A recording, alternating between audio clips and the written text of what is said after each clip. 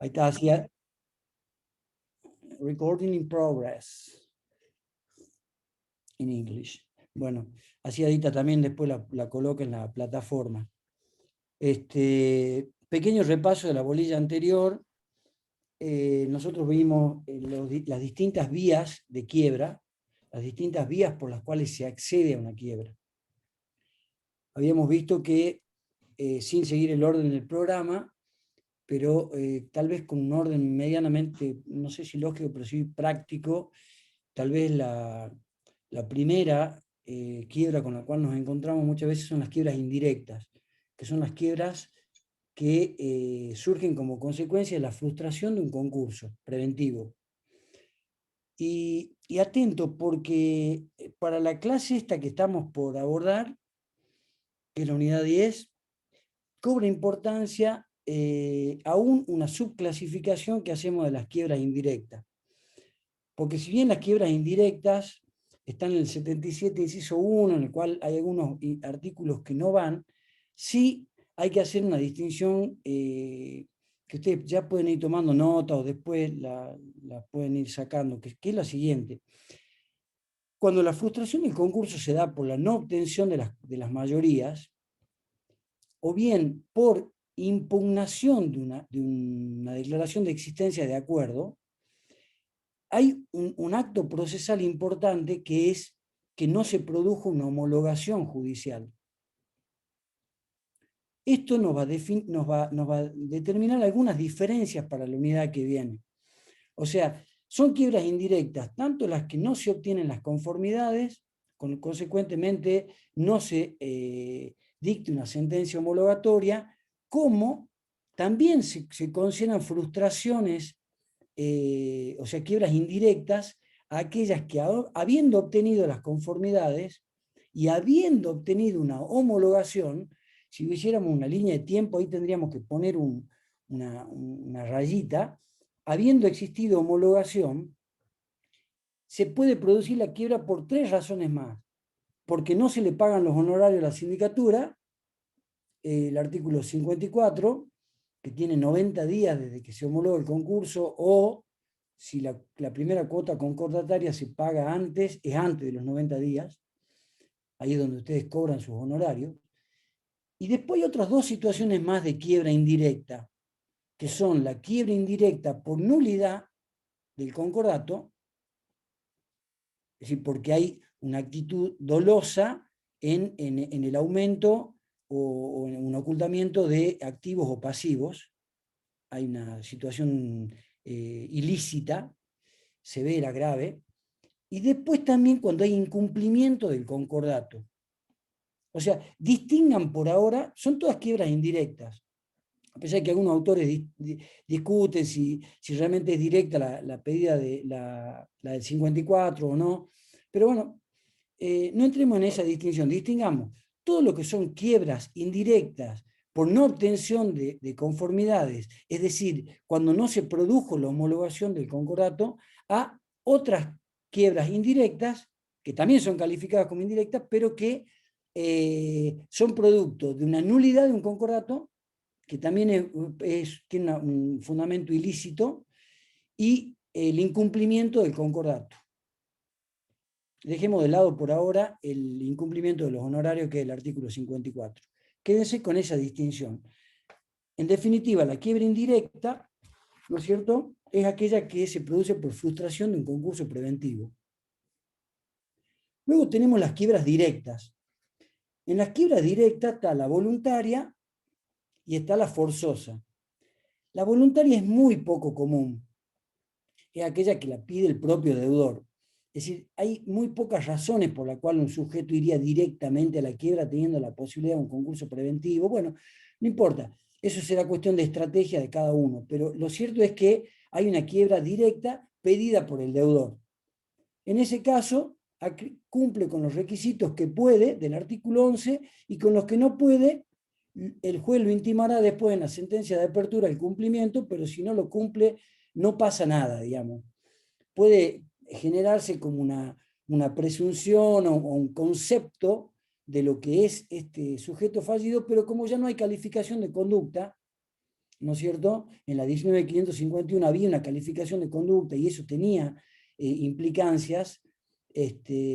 Ahora es como medio irrelevante si el deudor termina cumpliendo o no termina cumpliendo con los requisitos del artículo 11 para la apertura de la quiebra.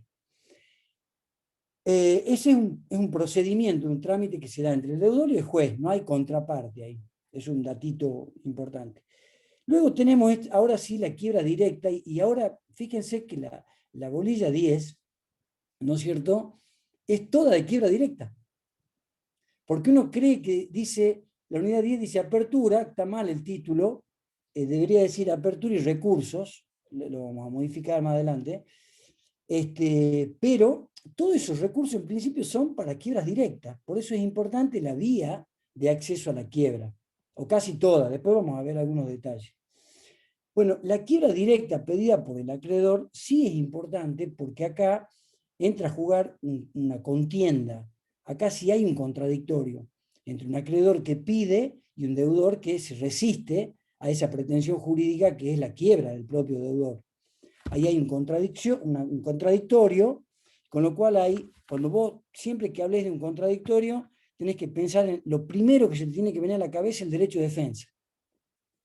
Cuando hay contradictorio tiene que haber un derecho de defensa, ese derecho de defensa está vinculado también con otro principio de derecho constitucional que es el debido proceso, o sea, el proceso que está previsto en la ley de manera anticipada para resolver una determinada cuestión, y esas dos cosas vinculadas con el caso juzgado o la cosa juzgada. O sea, habrá cosa juzgada cuando se reúnan estos requisitos, es decir, cuando haya un contradictorio, y cuando se haya garantizado el derecho de defensa y el debido proceso. Esa sentencia que surja de ese tipo de procesos judiciales recién podrán adquirir la calidad de cosa juzgada. Bueno, eso entre paréntesis. La quiebra pedida por el acreedor, como decía yo, es un contradictorio, pero tiene una particularidad. Acordate que yo te la mencioné la vez pasada. La ley habla de que no existe juicio de antequiebra. Entonces siempre es un clásico, digamos, en los exámenes preguntamos qué significa esa frase, no existe juicio de antequiebra. Es decir, acuérdense ustedes que cada vez que hablemos de quiebra o de concurso preventivo se tienen que dar tres presupuestos. Sustancial subjetivo, sustancial objetivo y el formal. Tiene que haber una sentencia de apertura de un proceso concursal que puede ser preventivo o liquidativo. Entonces, en la quiebra pedida por el acreedor, ¿no es cierto?, hay una sentencia, ¿no es cierto?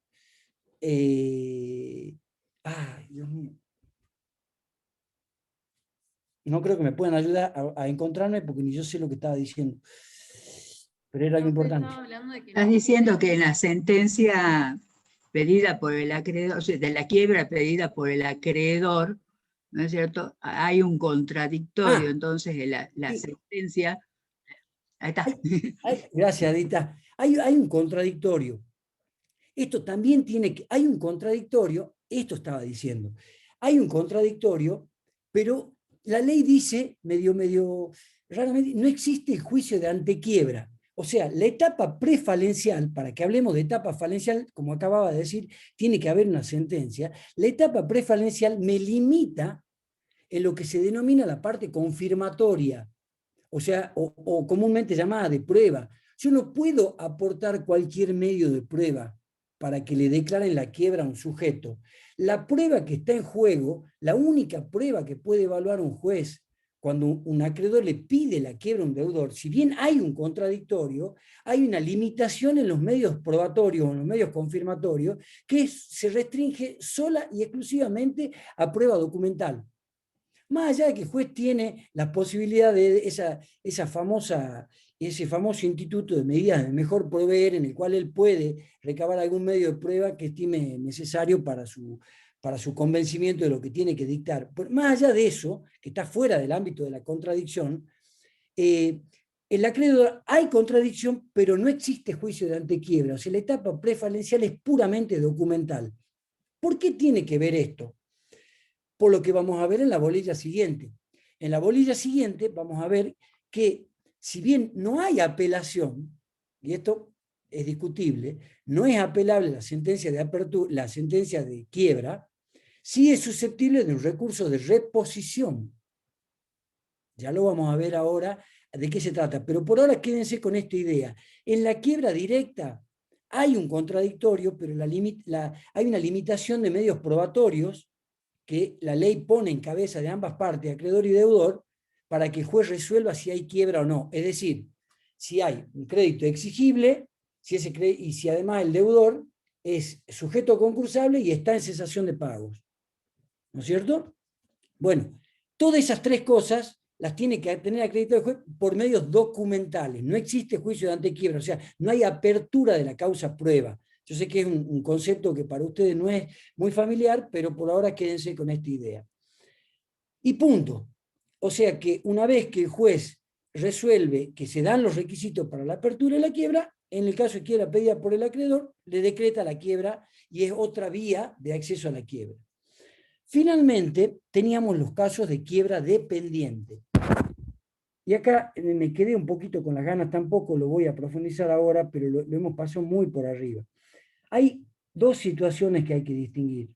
La extensión de quiebra por el tipo social o por la responsabilidad que asume el socio. El socio asume, si el socio es ilimitadamente responsable, dictada la quiebra del principal, en el cual hay un socio con responsabilidad ilimitada, se decreta automáticamente la quiebra, ¿no es cierto?, del socio con responsabilidad ilimitada. ¿Se abre otro expediente? Se abre otro expediente, pero es una quiebra de pleno derecho. O sea, no hay una petición de la sindicatura, no hay petición de acreedores, no hay nada. Hay una simple confirmación por parte del juez, de acuerdo al tipo social, de que hay un caso de un socio con responsabilidad ilimitada al cual le extiende la quiebra. Extender la quiebra significa que le abre la quiebra, le abre otro proceso de quiebra. Y también a los efectos de la bolilla que vamos a ver hoy, tiene importancia este socio ilimitadamente responsable, porque en algunos casos él puede interponer algunos recursos, cosas que otros no. Esa es la primera situación de quiebra dependiente o extensión de quiebra. Algunos le llaman a esta quiebra refleja. La otra situación es la quiebra sanción, en el cual se dan tres situaciones posibles, y al igual que la impugnación del acuerdo preventivo, al igual que la nulidad del acuerdo preventivo, son figuras, acá no sé si Adita me corregirá o no, pero son figuras cuasi delictivas, o sea, están bordeando, se las tiene que analizar como si fueran de derecho penal. O sea que acá hay un factor de imputación subjetivo, acá no hay una responsabilidad objetiva, no sé si ustedes escucharon alguna vez este instituto, pero hay un factor de imputación subjetivo, hay culpa o dolo, en este caso dolo, o sea, el sujeto ha cometido un acto ilícito a sabiendas y con algún beneficio seguramente para él, para que se le extienda la quiebra. Por eso yo lo comparo con los casos de impugnación, que me habla de fraudulento, lo comparo con el caso de nulidad del concordato, que te habla de doloso, y en este caso del 161, en donde hay una actitud, no sé si, o sea, dolosa seguro, y no sé si también de culpa grave, que son las dos variantes que yo te había dado en 1724 del Código Civil el otro día, para que ustedes más o menos le den una mirada. Las tres situaciones que prevé el 161, y con esto termino, digamos, lo que fue la clase pasada, vos tenías socios que actúan en interés personal y en apariencia de la fallida. Acá, si estaríamos en la clase anterior, deberíamos haber leído el artículo, pero lo leamos así rapidito, solamente para marcarte esto nada más. Dice el 161, a toda persona que, bajo la apariencia de la actuación de la fallida, o sea que si vos estás en un caso en donde tenés que analizar si se le extiende o no la quiebra, vos tenés que anotar uno. Primer elemento que vos tiene que quedar demostrado, apariencia de la actuación de la fallida. O sea, al que se le extiende la fallida tiene que actuar como si fuera la fallida. Vos viste que las sociedades, las personas jurídicas actúan por representantes. Si vos estás acostumbrado a tratar con el representante de Coca-Cola, una vez, dos veces, tres veces, cinco veces, a la 10ª vez, ya no sabés si el representante de Coca-Cola además es representante de, no sé, de la Virginia Café. O sea, el tipo actúa en apariencia de la fallida. Segundo Pedro, punto. Pedro, Sí, sí. te agrego una pequeña cosita. Esto viene de la teoría del mandato, o sea, cuando alguien otorga un contrato de mandato para que en representación suya haga algo el mandatario. Y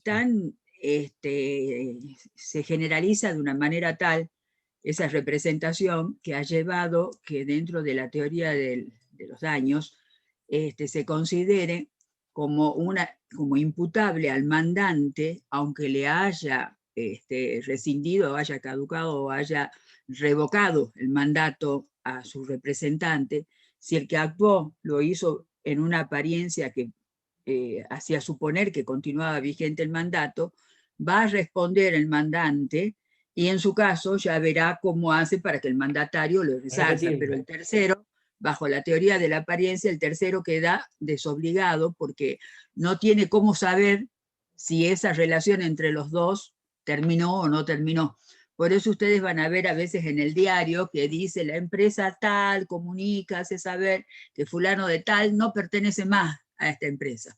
Y es una forma de avisar o de comunicar para que ponerse a resguardo de la teoría de la apariencia. Y acá hay una aplicación. Acá tenemos una aplicación clara. Le dice bajo la apariencia. O sea, alguien que en definitiva no puede saber si ese mandato caducó o no, ya está revocado o no está revocado.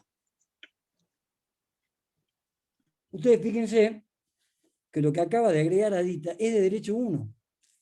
Fíjate cómo todo está relacionado. Es de derecho 1. Entonces, vuelvo sobre la idea esta sistémica, que todo está vinculado con todo, mucho más el derecho. Si ustedes algún día quieren estudiar en serio, o sea, con profundidad, no a nivel grado, sino a nivel posgrado, esta materia, la tienen que estudiar siempre desde la óptica del derecho privado. Porque esto que acaba de marcar Adita es un puntito de un articulito, de un instituto, bla, bla, bla, bla, bla. Bueno, sigamos. Apariencia de la actuación de la fallida. Ha efectuado acto en interés personal. O sea, el tipo tenía interés personal en realizar un acto. Hay que demostrar que tenía interés personal, ¿no? Acá hay otro elemento más de este inciso 1 del artículo 161. Dispuesto de los bienes. O sea, tiene que hacer un acto de disposición. No puede hacer cualquier acto. Tiene que, además de los dos primeros, todos se suman. Tiene que hacer un acto de disposición, como si fueran propios. Esto tiene que ver, está interrelacionado con la actuación, con la apariencia de actuación en la fallida. Y el cuarto elemento, en fraude a los acreedores. Para que una quiebra se extienda por actuación en interés personal, que es el título del artículo 161, se tienen que dar estos 4 elementos. De la misma forma, analicemos el inciso 2, que ustedes lo deben tener ahí en la mano porque están todos con la ley. A toda persona controlante, o sea, tiene que haber una situación de control, tiene que haber una sociedad, un ente asociativo donde alguien controla la voluntad social.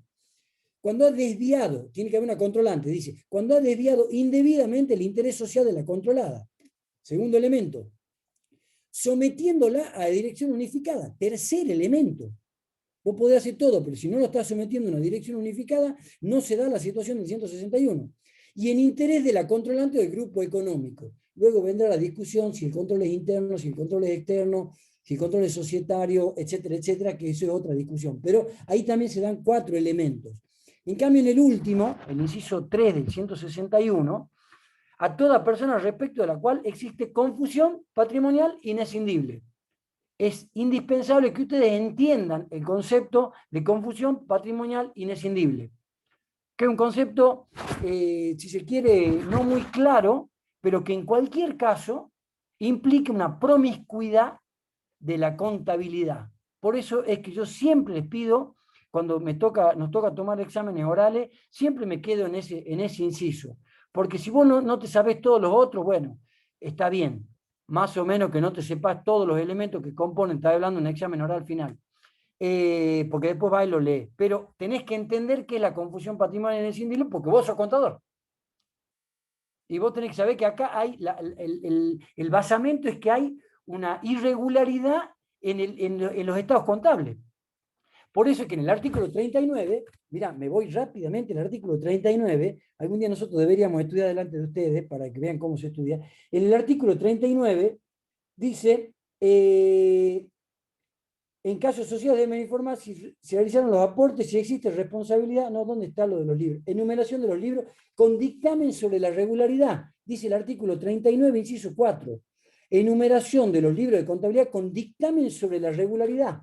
Esas cosas que uno aparentemente no le da bolilla, no le da importancia, al momento de una quiebra son importantísimas, porque si el síndico, el buen síndico, la buena síndica, advierte todas estas situaciones, facilita el análisis de lo que está ocurriendo, digamos, ya sea a favor del concursado, en contra del concursado, no importa. El síndico es un funcionario público, es un órgano independiente que él tiene que ir a este difícil equilibrio entre deudor y acreedores. Bueno, esos son los 3 casos de confusión patrimonial inescindible que yo la vez pasada me quedé con la sensación de que eso era una forma de expresarle a ustedes cómo se debe estudiar ese tema, y lo que cerraría, digamos, los 3 casos de quiebra que plantea el programa: quiebra directa, quiebra indirecta y quiebra dependiente.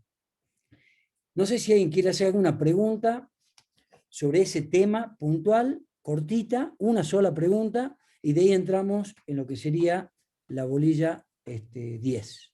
Profesor, buenas tardes. Ahí cuando hablamos del 161 es como la teoría del velo. Correr la teoría del velo. Bueno, Claro, eso lo explicó Adita también el otro día.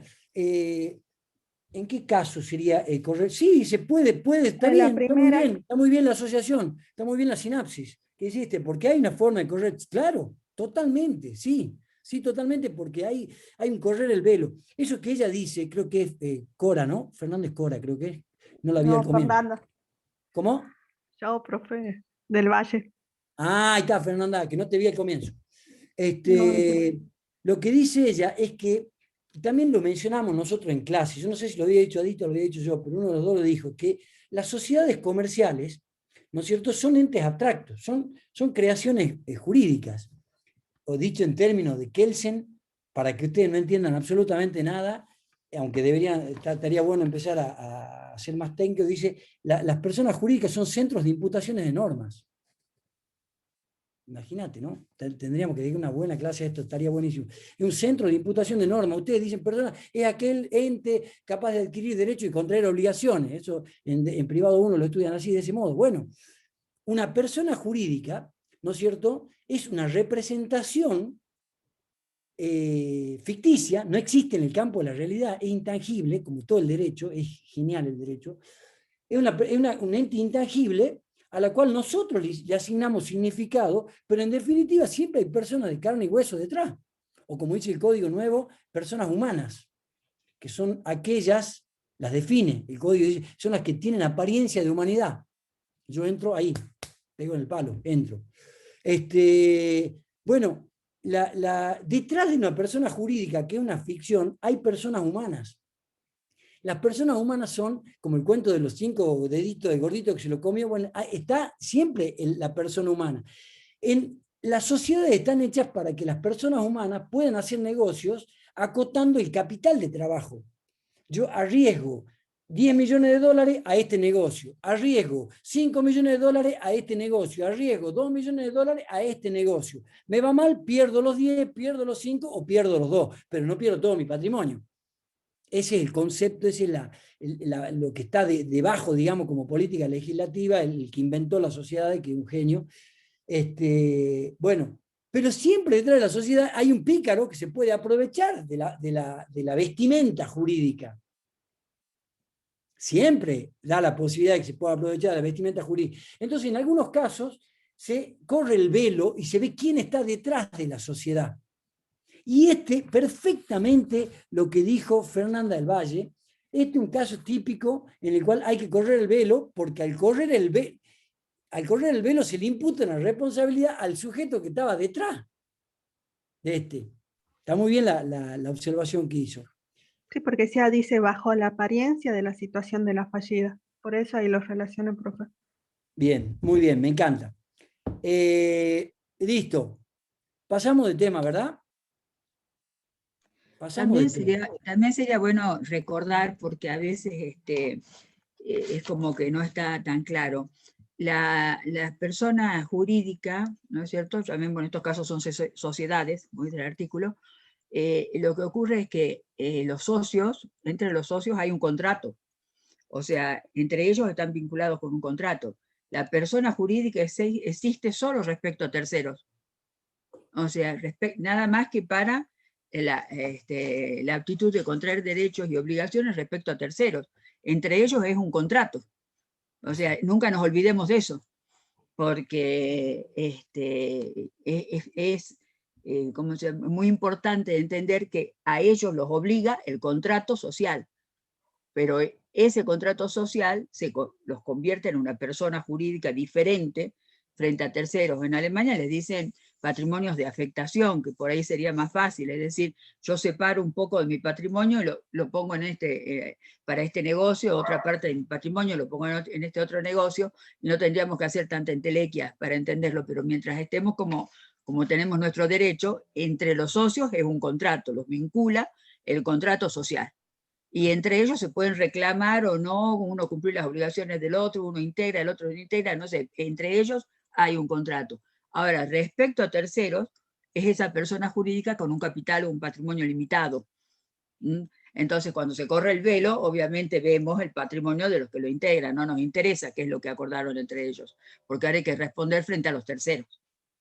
Frente a los terceros está la persona jurídica.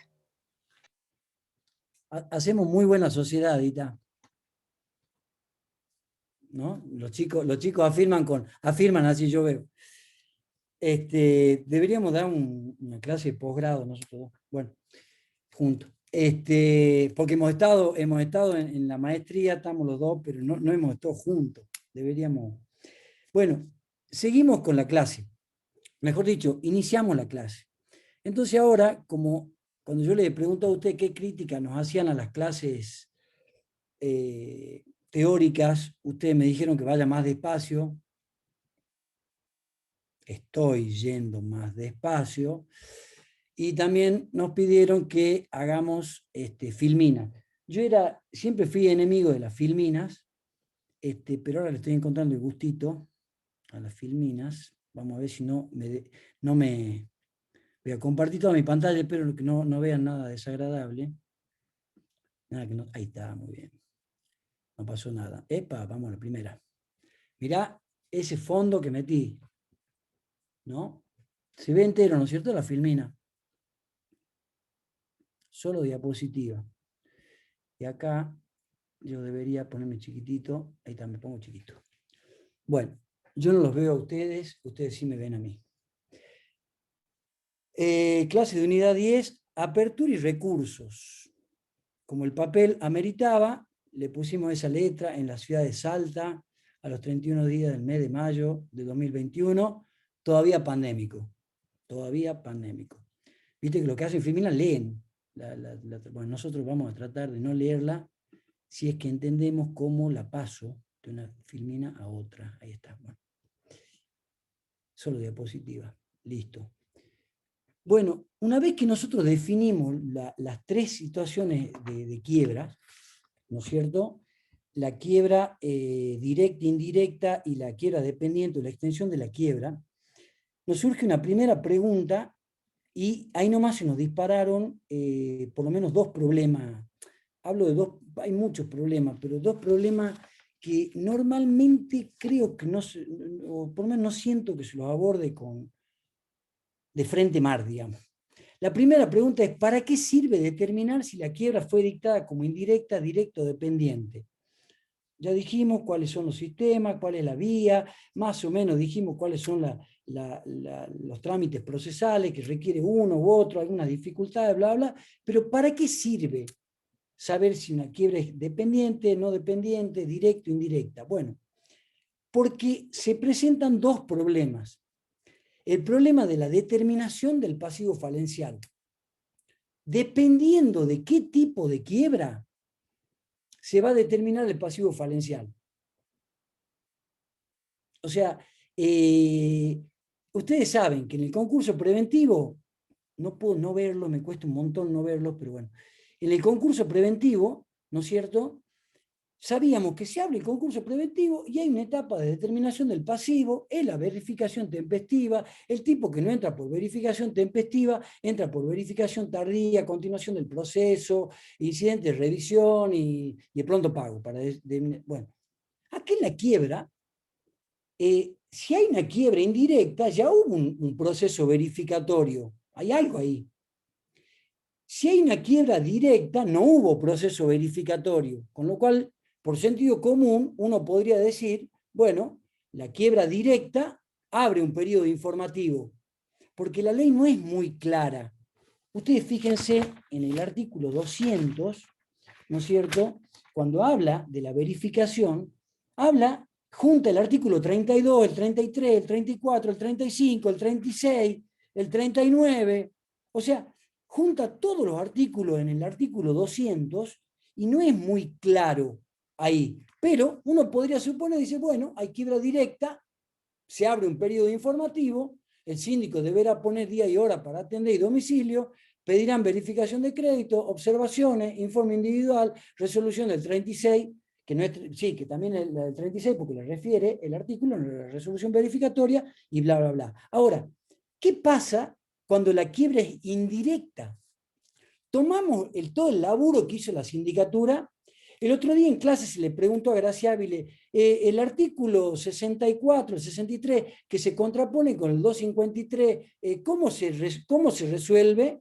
Y él dijo, bueno, yo si es indirecta siempre le doy a la misma sindicatura y chao. Pero no, dijo, hay una discusión ahí, pero yo desde el punto de vista pragmático lo resuelvo de este modo. O sea, hay ahí algún problema. También hay otro problema, que el segundo problema que está acá anotado, es el problema de la actuación sindical.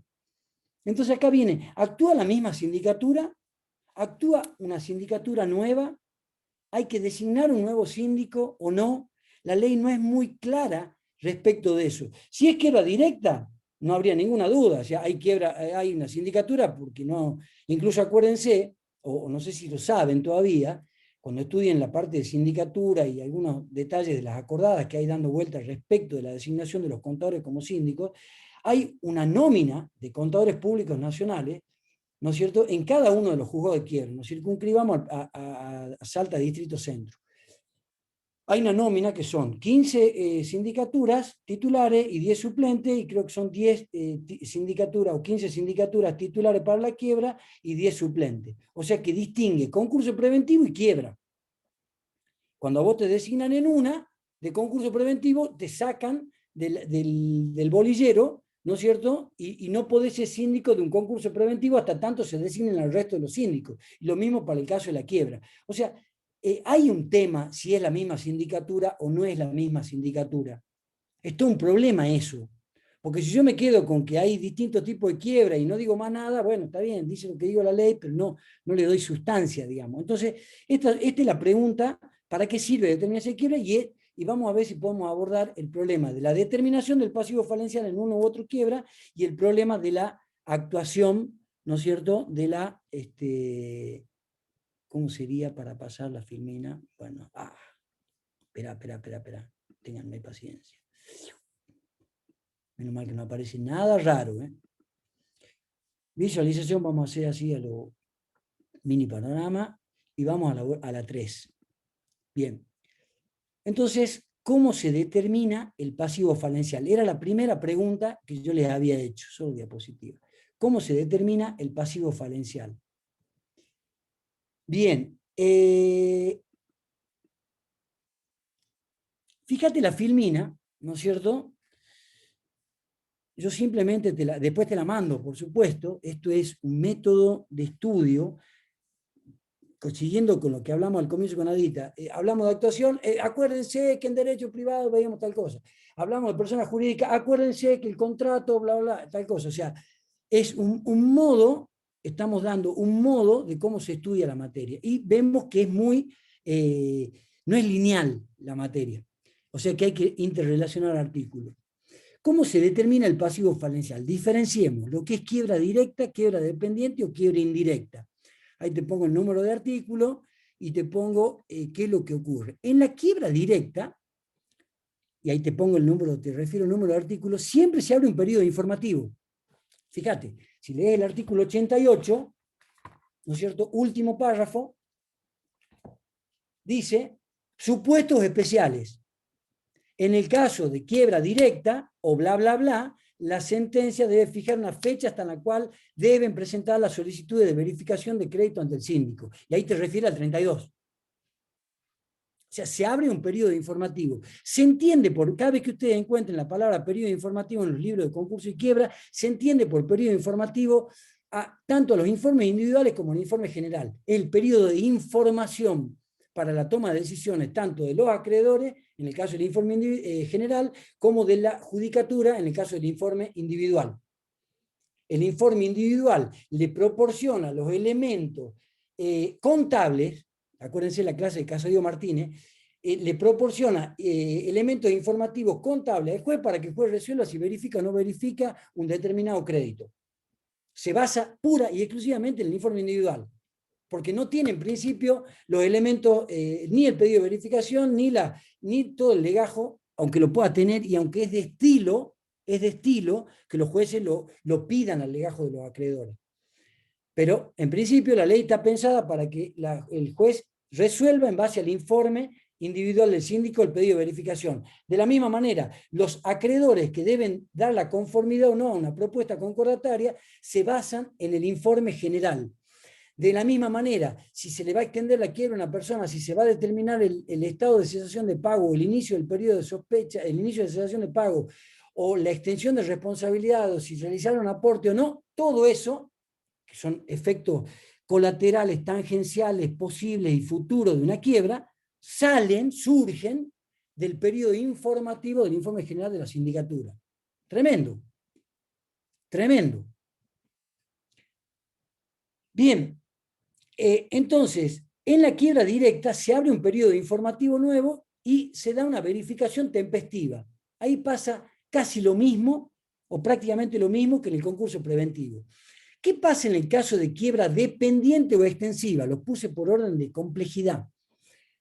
En el caso de quiebra dependiente o extensiva, tampoco hay un concurso preventivo, no hubo un periodo informativo anterior. Si le decretan la quiebra a un sujeto y le extienden al socio ilimitadamente responsable o lo sancionan al controlante, le corren el velo, lo que sea, y le extienden la quiebra a un sujeto diferente, distinto del fallido, no hay periodo informativo. Entonces, no hay ninguna duda que ahí también se aplica el artículo 88, último párrafo, y se abre un periodo informativo. No lo dice la ley, esto lo digo yo porque no queda otra alternativa. No hay forma que se determine el pasivo si no hubo nada antes. Los casos de complejidad son los casos de quiebra indirecta. ¿No es cierto? Todos los que están en el 77, inciso 1. En ese caso, volvamos a la pregunta. Dice, ¿cómo se determina el pasivo falencial? Y la respuesta te la da después del igual. Se mantiene, hay un concurso preventivo, hay un concurso preventivo anterior, hay frustración de un concurso preventivo y hay una quiebra. Entonces, ¿cómo se determina el pasivo falencial? Y ahí viene la primera cuestión que es general para todas las situaciones, me animo a decir. Esto acepto que haya discusión al respecto, pero yo me animo a decir que acá hay una situación común a todos los casos de quiebra indirecta, que es los acreedores concurrentes no necesitan nueva verificación. Y acá los que vienen estudiando la materia saben que acreedor concurrente significa algo. Que no es lo mismo decir acreedor concursal o que decir acreedor. No es lo mismo. Y no lo vamos a aclarar el tema porque ya supongo que ustedes ya saben que es acreedor concurrente. El acreedor concurrente que verificó en el concurso preventivo no necesita una nueva verificación. Me animo a decir, esto se aplica el 202, me animo a decir que esto se da en todas las situaciones de quiebra indirecta. Pero acá se dan dos situaciones más. Si no existen mayorías o hay una quiebra porque se hizo lugar a la impugnación de la declaración de existencia de acuerdo. Acordate lo que te dije al comienzo de la clase de hoy. son casos de quiebra indirecta. Sí, son todos casos de quiebra indirecta, pero en este caso de quiebra indirecta, no hubo sentencia homologatoria. Y si no hubo sentencia homologatoria, ¿qué significa? Te leo la parte pertinente del artículo 59. Dice, una vez homologado el acuerdo, y bla, bla, bla, el juez debe declarar finalizado el concurso, dando por concluida la intervención de la sindicatura, ¿verdad? Bien. Entonces, no existe mayoría, hay una impugnación, se mantiene la resolución verificatoria del concurso preventivo. No hay modificación en esto. O sea, los acreedores concurrentes no vuelven a verificar, la sindicatura hace una actualización, ¿no es cierto?, de los créditos que se han verificado o se han declarado admisibles y punto. No hay nada más. Ahí no sé si me confundí un poco, si les generé alguna confusión, pero quédense con esa idea, que si no existe mayoría o se declara la quiebra por impugnación, se mantiene la resolución del 36. ¿Por qué? Por el 202 primer párrafo, que le doy una pequeña leída. 202 primer párrafo. Ahí está. Dice, el título es quiebra indirecta. En los casos de quiebra declarada por aplicación del 81 inciso 1, en realidad quiere decir 77 inciso 1, el 81 de la ley anterior, los acreedores posteriores, y acá viene otro problemita, los acreedores posteriores pueden requerir verificación incidental. Los acreedores que hubieran obtenido verificación de crédito en el concurso preventivo no tienen necesidad de verificar nuevamente, y el síndico procede a recalcular los créditos. Ahora, hasta ahí más o menos bien. Ahora, la ley, porque hubo una homologación, porque hubo una novación de obligaciones, por efecto del artículo 55, establece que el pasivo falencial se determina en el caso de quiebra indirecta si hay nulidad o hay incumplimiento, se mantiene, esto lo digo yo, acepto discusiones, se mantiene la resolución verificatoria y se abre un nuevo periodo informativo. ¿Por qué digo esto? Por lo que acabo de leer, el 202, pero también por el 62, inciso 6, que es de la nulidad, y el 63, que es el del incumplimiento. Leída rápida. 60, el 202 lo acabamos de leer. El 62, inciso 6. Ustedes lo deben tener a mano. Síganme.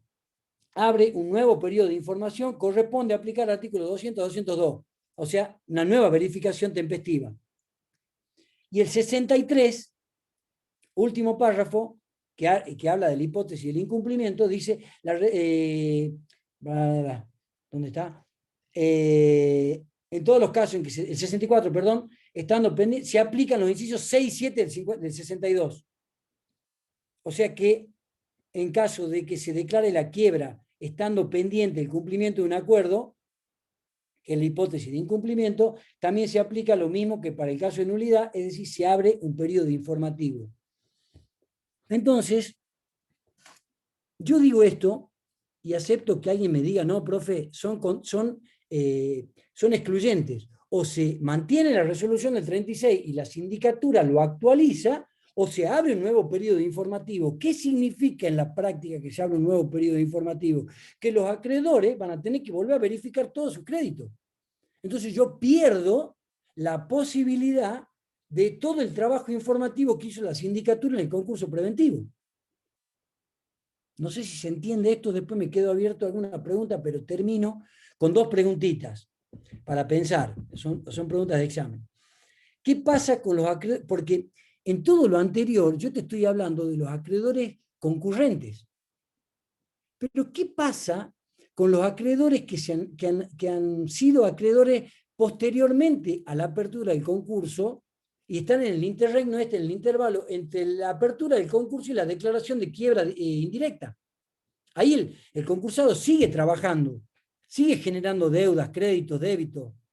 Bueno, esos acreedores, en principio, la primera lectura que vos tenés que hacer es, si hay quiebra indirecta, se entiende que se toma la verificación del 36, la sindicatura actualiza, y luego el juez decide si abre un nuevo periodo informativo o le permite a los acreedores postconcursales, cuando digo postconcursales me refiero a los acreedores posteriores al concurso preventivo, ¿no es cierto? Si esos acreedores posteriores a la apertura del concurso preventivo verifican vía tempestiva o vía incidental.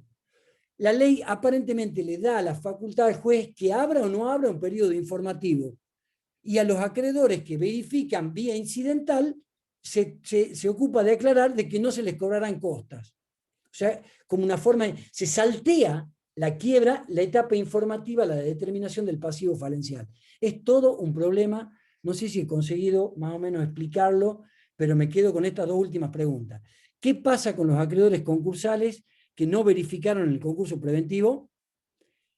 Si yo le hiciera alguna pregunta a ustedes, probablemente muchos de ustedes, casi todos, me animaría a decir que me referirían al artículo 56 y me dirían, bueno, de acuerdo al artículo 56, si el tipo no verifica, luego de transcurridos 2 años desde la apertura del proceso concurso, de la presentación de petición de concurso preventivo, prescribe el crédito. Bueno, pero esa prescripción va para el concurso preventivo.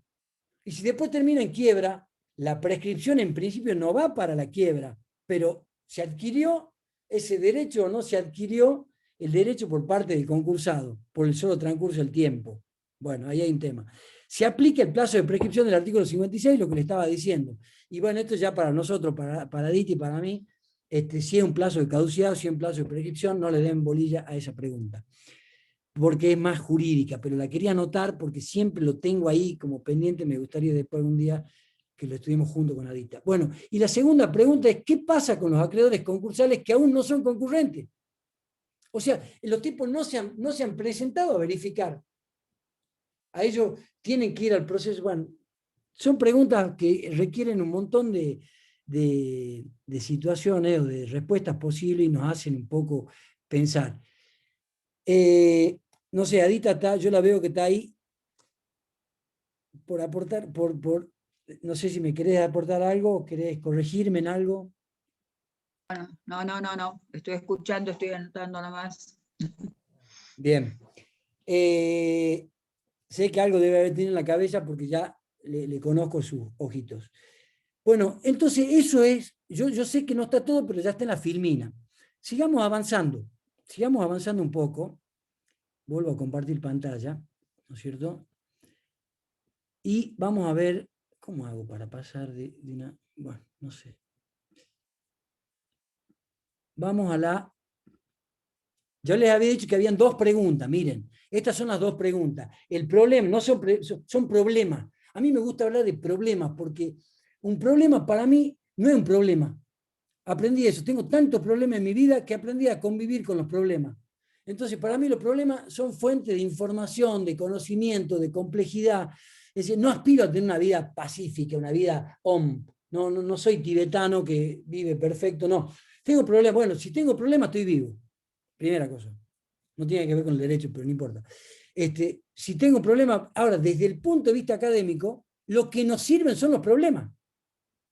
Porque el problema te hace pensar. Si yo tuviera que dar una clase, como ustedes lean Graciable, lean Rior, la clase de la unidad 10 la dan en 3 páginas. La leen en 3 páginas, pero hay problemas, y el problema nos genera pensamiento, y nos genera discusión, debate, y distintas posiciones. Entonces, los 2 problemas que teníamos, respecto de saber qué tipo de quiebra era el problema de la determinación del pasivo falencial, que a algo referimos, y el problema de la actuación sindical. Bueno, solo diapositiva. ¿Se designa o no se designa una nueva sindicatura? ¿Sí o no?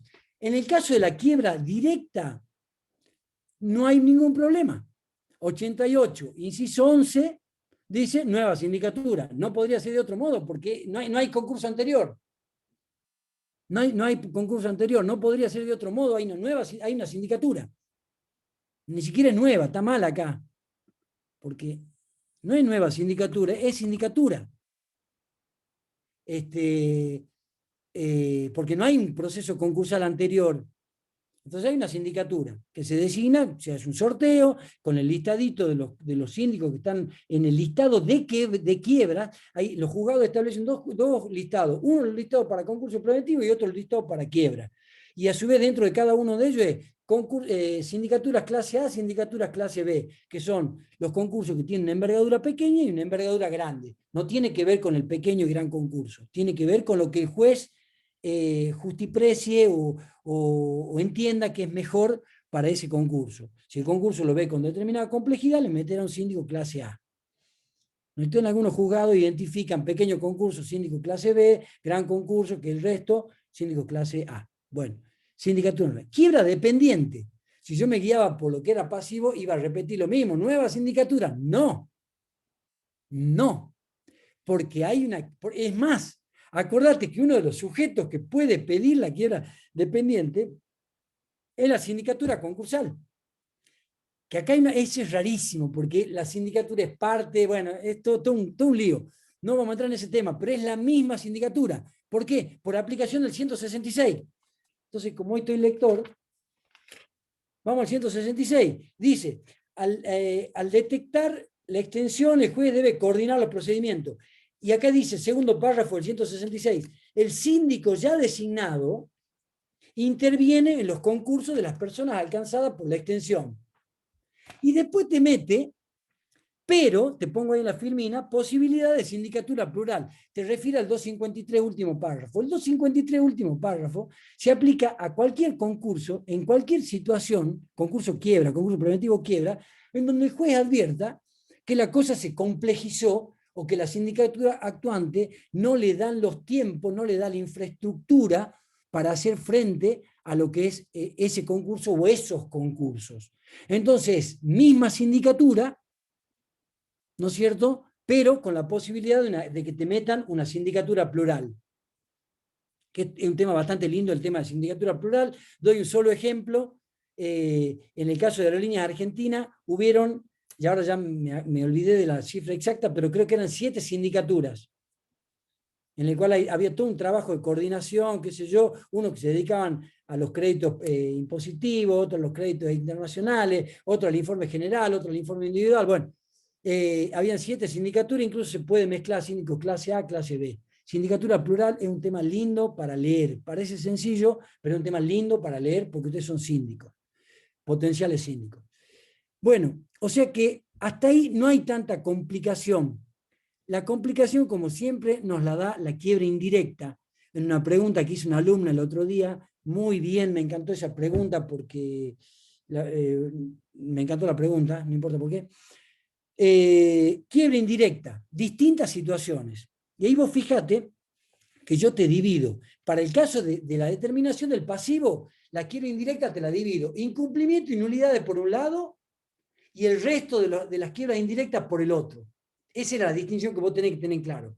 Para la definición, si hay nueva sindicatura o no, tenés que definir por incumplimiento, si la quiebra se da por incumplimiento o por el resto de los casos.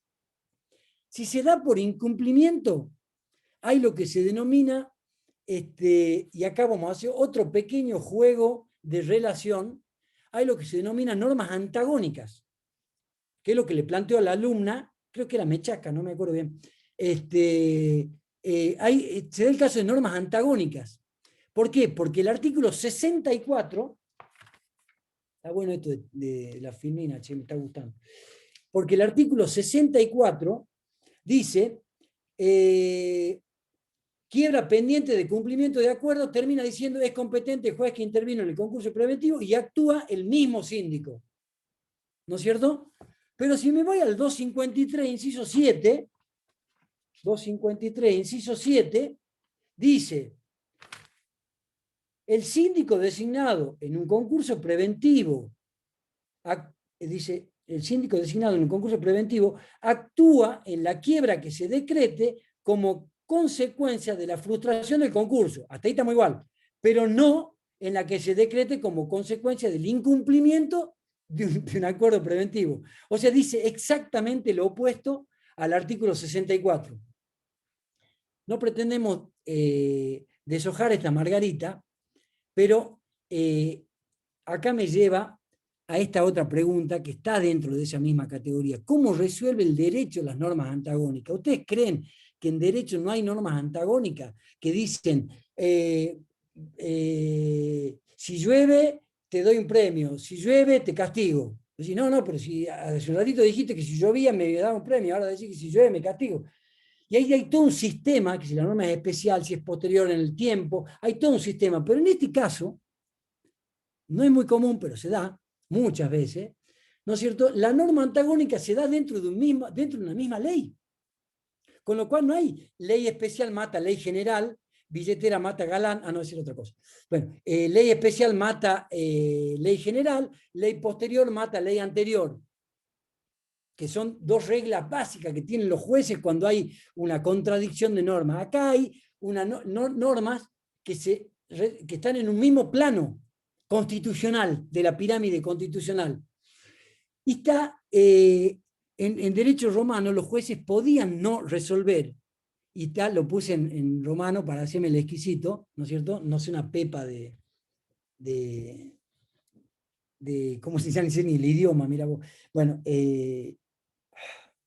griego, ¿cuál es el otro? De latín. De latín.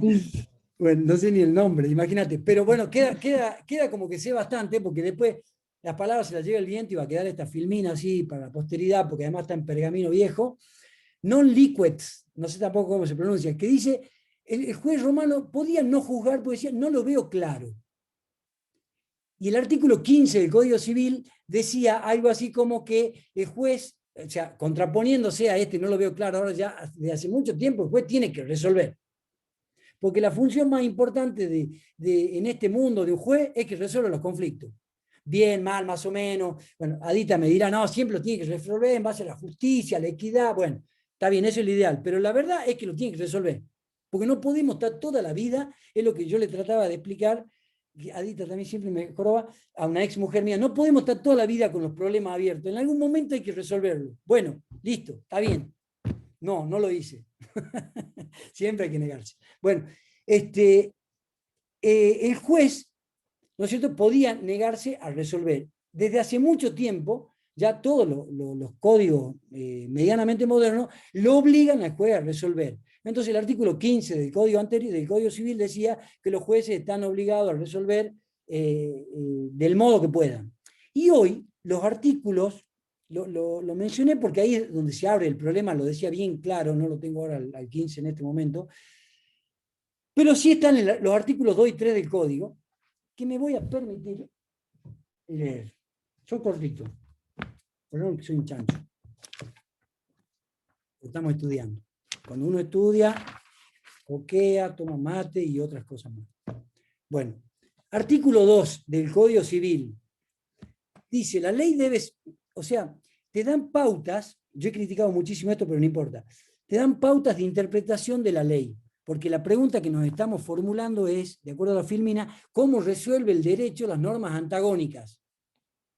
¿No? Para después darte una respuesta de derecho concursal. Pero primero vamos a filosofía del derecho. Entonces, ¿cómo resuelve el derecho en normas antagónicas? Y aquí el código, por lo menos dentro de lo que es la esfera de derecho privado, y el derecho concursal está dentro del derecho privado, le da pautas de interpretación. Dice, la ley debe ser, en un Estado republicano, el que genera la ley es el poder legislativo.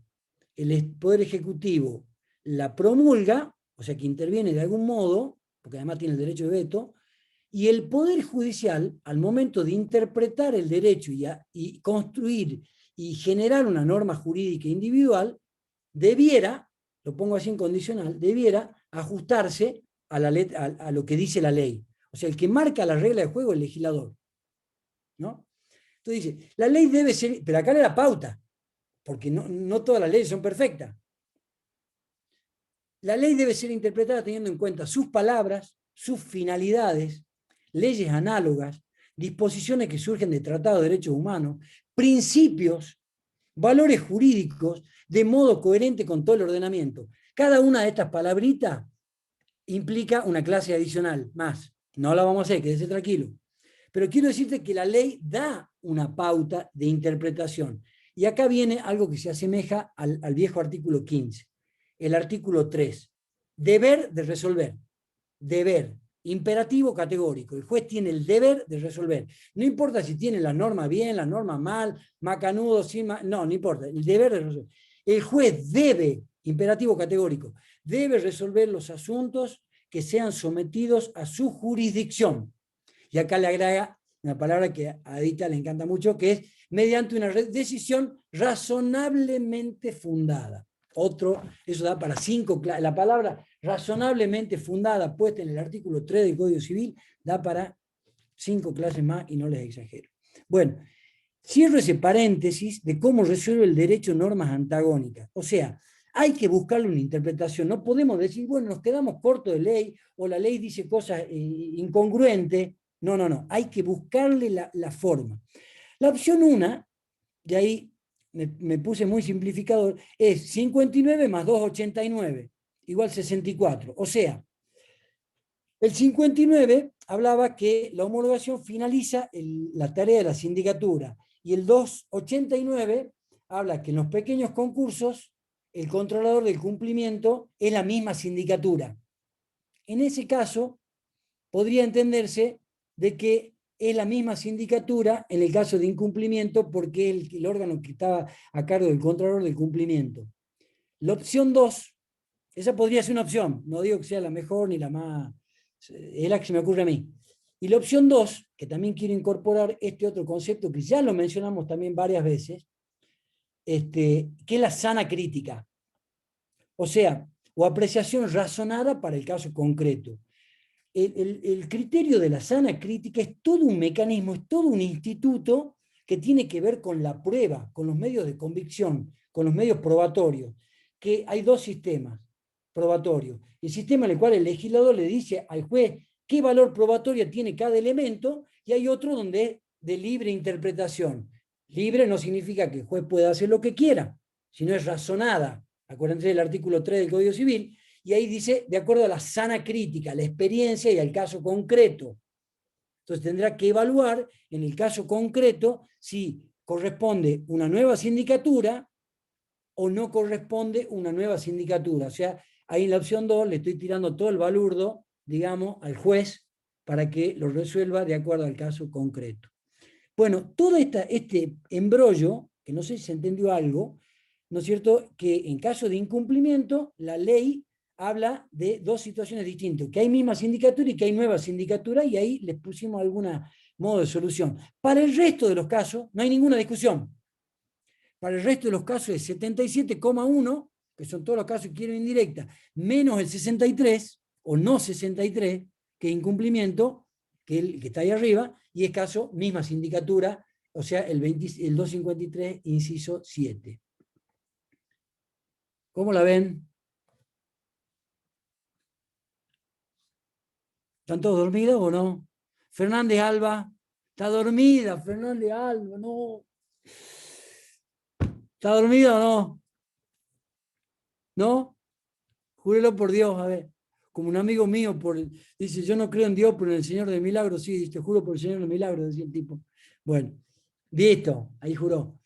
Bueno, esos son los dos problemas que nos habíamos planteado. ¿Alguna preguntita rápida hasta ahí? No importa que no se entienda todo, yo después les paso la filmina, pero por lo menos ustedes van leyendo los artículos como están puestos ahí.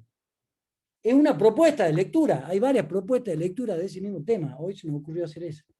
¿Alguna preguntita? Cuando no hay pregunta, en el 90% porque no se entendió nada, y en el 10% porque fue muy Pedro, claro. Sí. Pedro, y si vos les comentás a los chicos, puesto en el papel del juez, ¿cómo resolverías? Qué mala que sos. O sea, ¿cuándo considerarías que un caso concreto da para la sindicatura distinta o cuándo para que continúe la misma sindicatura? A mí me gusta, yo asocio que el pequeño concurso es un concurso chico. Ya sé que ustedes me dirán, pequeño, chico, sí es lo mismo, pero el pequeño concurso, el concurso del electro, de la Termo Andes, qué sé yo, fue un pequeño concurso, porque había un solo acreedor, que era un acreedor internacional y eran millones de dólares. Y fue un pequeño concurso. ¿Por qué? Porque el pequeño concurso se define por menos de 20 acreedores, menos de 20 trabajadores y menos de no sé cuánta plata, ¿no es cierto? De 10 salarios, no sé cuántos salarios. 30 creo que son. Yo digo, si es pequeño concurso, sigue la misma sindicatura en el caso de Contralor, aplico y la mantengo a la sindicatura en el caso de pequeño concurso. Si hay gran concurso, y por ahí la oxigeno con una nueva sindicatura, en el caso este. Por ahí en un gran concurso, yo haría esa distinción como preconcepto, digamos. También ¿Vos qué una harías? opción también. No, eso está bien, eso está correcto, me parece perfecto. Además, se condice con la ley, pero también podría pensarse que cuando se habló de incumplimiento, ¿no es Sí, cierto? El caso del incumplimiento se lo separa, es decir, ya el concurso terminó, está cumpliendo, y habría que analizar si en ese proceso de cumplimiento sí. necesitamos el síndico que evaluó anteriormente, porque supongamos está al comienzo, todavía no pagó, no, necesitamos esa tarea, o está en un periodo donde por las cuotas que quedan o lo que fuere, ya sería innecesario que intervenga el mismo síndico y, como vos Nuevo decís, síndico. oxigenaría a otro. ¿eh? Sería, Entonces, por ahí, por el periodo del incumplimiento, es decir, no es lo mismo al comienzo, cuando recién está iniciándose el periodo de cumplimiento del contrato, que ya cuando está en trámite quedan pocas cuotas, porque por algo a este supuesto se le da se habla del proceso de informativo, que se habla en proceso informativo, porque ya se novaron, ¿no es cierto?, las deudas, y al novarse, a algunos se les pagó unas cuotas y a otros menos, y bueno, presentate y decinos cuánto nos pagaste. Si es que eso, por ejemplo, pudiera traer complicación, a lo mejor es bueno tener el mismo síndico, porque es el que va a saber qué cuotas se han pagado, cuánto es lo que se debe. Yo creo que el principio general para mí sería el mismo síndico, el ahí principio está. general. La excepción podría ser que ya en el trámite del concurso el cumplimiento esté avanzado y no necesitemos a este síndico. De todas maneras, como no es que lo estemos beneficiando o perjudicando, porque de última, cuando empiece a intervenir como en una quiebra, se lo va a notar como que ya tiene una quiebra, o sea que no va a perjudicar a nadie, ¿no? En la distribución equitativa, digamos, ¿no? Primero fue concurso, ahora es quiebra, y se lo va a incluir en el listado. O sea que habría que analizar el caso concreto con la especialidad que tenga el caso concreto. Siempre los chicos, para mí, va el mismo síndico de los pequeños concursos. No sé que me Pero hiciste, puede haber casos donde ya se está por terminar y qué es lo que va a pasar, y que va a haber nuevos acreedores postconcursales. Entonces, en un proceso lleno de acreedores postconcursales y con una pequeña parte de incumplimiento de las cuotas del concurso, amerita un nuevo síndico. no sé que En me alguno que hiciste está... me hiciste pensar, cuando me hiciste la pregunta, la verdad que pero cuando vos empezaste a hablar, me puse a pensar, ¿sabes dónde creo que puede estar el kit de la cuestión? Estoy pensando en voz alta, ¿no? En que la sindicatura pierde imparcialidad. Porque si la sindicatura es el órgano de contralor de cumplimiento y ella es la que te pide la quiebra, ¿no es cierto? Por incumplimiento, porque uno de los... Y tenés que designar un nuevo síndico, porque el tipo ya no es más un... Ahí está la discusión que tenemos vos y yo, si es Si órgano, lo si es... pide porque no le pagaron los honorarios, Y mira listo, vos, si la pide porque no le pagaron los honorarios, con más razón todavía. listo. O sea que ahí puede haber una beta de análisis de decir, bueno, si, O si es si el tipo acreedor, perdió o si es acreedor de los honorarios que no le pagaron. claro, si perdió Lo la puede pedir porque no le imparcialidad, creo que pagaron. no puede ser la misma sindicatura. Ahí sí ya me monto Claro, un poco más firme, digamos, claro, en eso. Está genial. claro. Bueno, Hay esto muchas es aristas para ver el pensamiento caso concreto. en tiempo real. Bueno, volvamos entonces y ya vamos terminando. Volvamos y vamos terminando. Ah, no, que vamos terminando, si no empecé. Espera, yo estoy. Vamos a. Teóricamente, acá la filmina distractiva, ¿viste? porque recién empezamos la clase, teóricamente. Todo lo anterior era una introducción a la clase. Entonces la filmina distractiva, tipo que te ponen cualquier barbaridad, bueno, yo puse esto porque es lo que me da mi programa. Entonces le inventamos cómo se cocinan los recursos contra la sentencia de quiebra. Malísima la pregunta, pero bueno, no importa. Vamos, pongámonos serio de nuevo. Y miren, vamos a ver si en 15 minutos les resolvemos la unidad número 10, que es el objeto de la clase de hoy. Recurso, o sea, la sentencia de quiebra, ya dijimos, una desgracia. La quiebra es una desgracia, por donde la miré es una desgracia. La pedida por el deudor, por el acreedor, por quien sea, es una desgracia. Perfecto, ya sabemos eso. Siempre hay que buscar remedios impugnativos contra una sentencia de quiebra. Porque cuando un juez te decreta la quiebra, es heavy, la situación es heavy. Entonces, acá legislativamente, te quedan dos sistemas en el mundo. Uno que dice, bueno, una sentencia como cualquier otra, anda por las vías recursivas que correspondan. Entonces vos tenés que irte a agarrar el Código Procesal y tenés aclaratoria, reposición, apelación, queja, inconstitucionalidad, queja por inconstitucionalidad denegada, recurso extraordinario, queja por recurso extraordinario denegado, y si no, ya la Corte la haya, que es medio difícil. Bueno, ese sería el íter, digamos, recursivo, ¿verdad? Nuestra ley no se ajusta a ese sistema y tiene un mecanismo de impugnación de la sentencia de quiebra, un mecanismo propio de impugnación. No muy claro, a mi gusto, no muy claro, pero bueno, dice lo siguiente. Vos tenés, y acá me estoy guiando exclusivamente por el programa, resolución de quiebra, bueno, no dijimos nada, pero no hay mucho para decir. Recurso de la sentencia de quiebra. Y vos fíjate que en el programa lo diferenciamos con la letra A mayúscula, recurso de reposición, B mayúscula, levantamiento sin trámite, C mayúscula, apelación, D mayúscula, incompetencia, E, conversión de la quiebra en concurso preventivo. Estos serían los 5 remedios o medios impugnaticios, genéricamente hablando, de la sentencia de quiebra. Y aquí te nombramos los artículos que están involucrados. La reposición del 94 al 99, el levantamiento sin trámite, en realidad, ¿no es cierto? No sé si estoy en tiempo real acá. En realidad, le agrego un tab, ¿no es cierto? Porque la reposición es un recurso, ya vamos a decir de qué se trata, y el levantamiento sin trámite es una variante de la reposición. Por eso te digo, ahí, entre paréntesis, 94, 99, en especial, por eso lo marco al 96, el 96.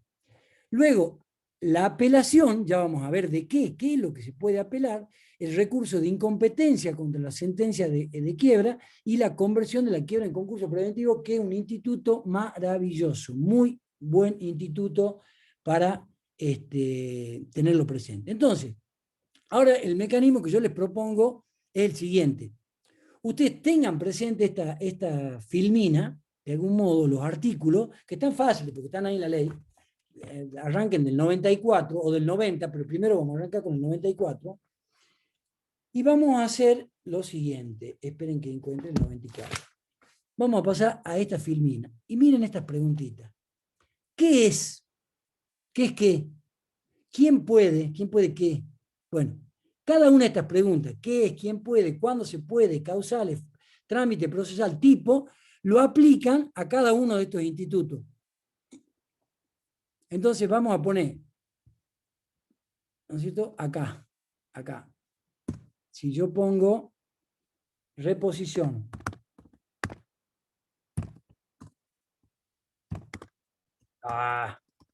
reposición.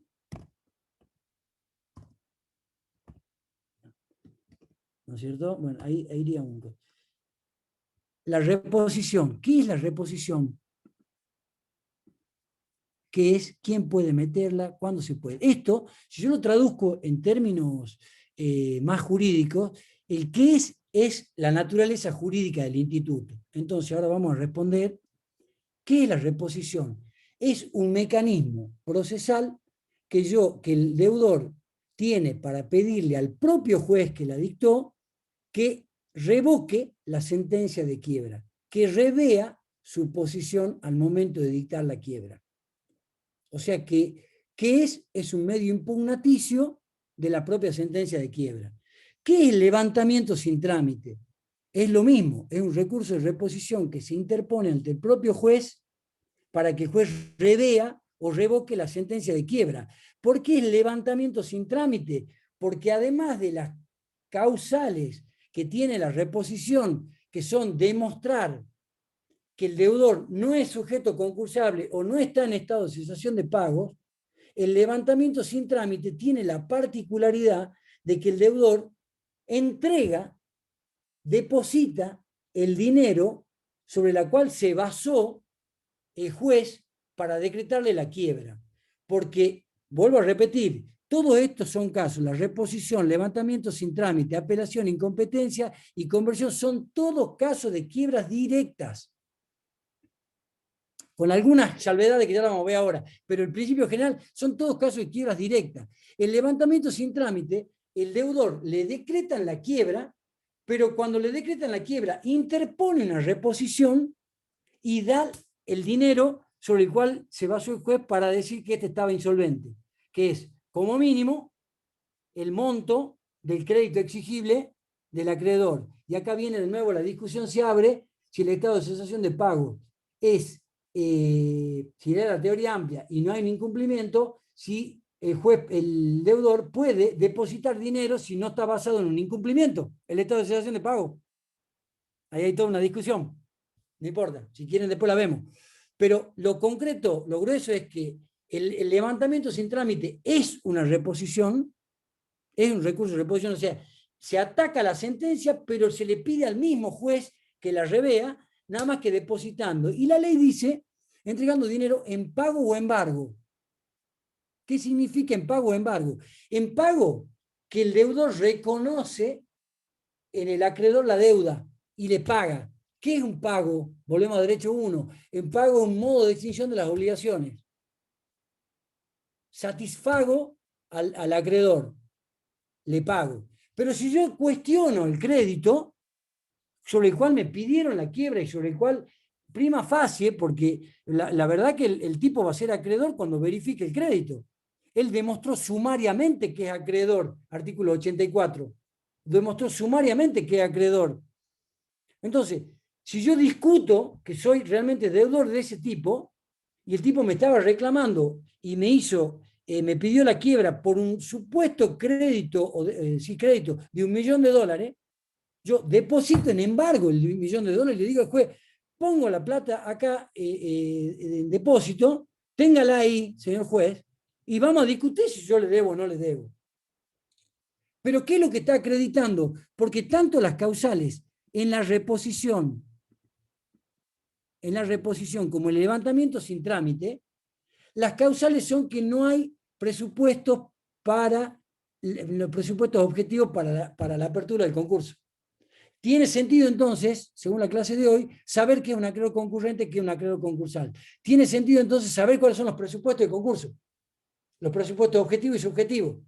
Las únicas causales posibles por las cuales yo puedo meter una reposición o un levantamiento sin trámite, que es una variante de la reposición, nada más que con entrega de plata en mano, ya sea en pago o embargo, es diciendo yo no estoy en cesación de pago.